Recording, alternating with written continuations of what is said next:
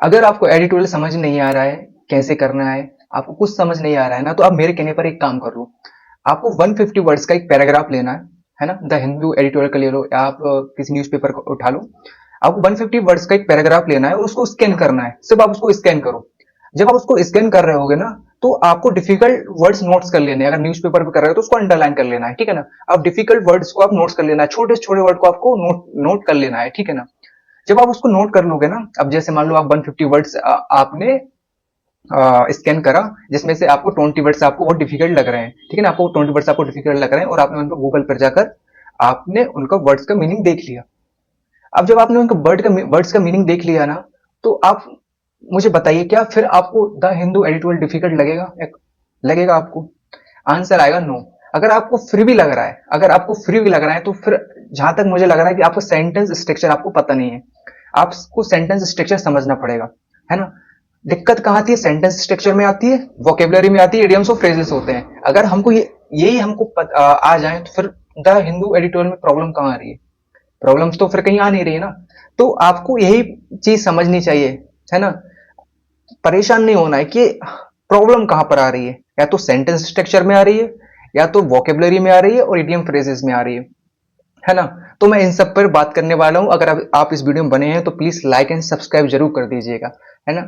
इससे यही समझ आएगा आप कितने काइंड हार्टेड पर्सन हो।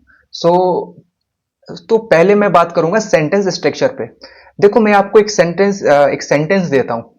एक सेंटेंस देता हूं, the prime minister while the opposition parties we are demanding accountability announced a new set of reforms. Sorry.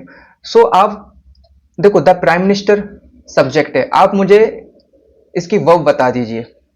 अगर आप मुझे वर्ब बता देते हैं, जैसे कि आपने मानो द प्राइम मिनिस्टर की आपने वर्ब मान ली वेयर, आपने जो WER वेयर लिखा है मान ली, तो ये गलत है ना। ये गलत है, क्योंकि प्राइम मिनिस्टर इस एक सब्जेक्ट ये है, और सेकंड सब्जेक्ट द अपोजिशन है।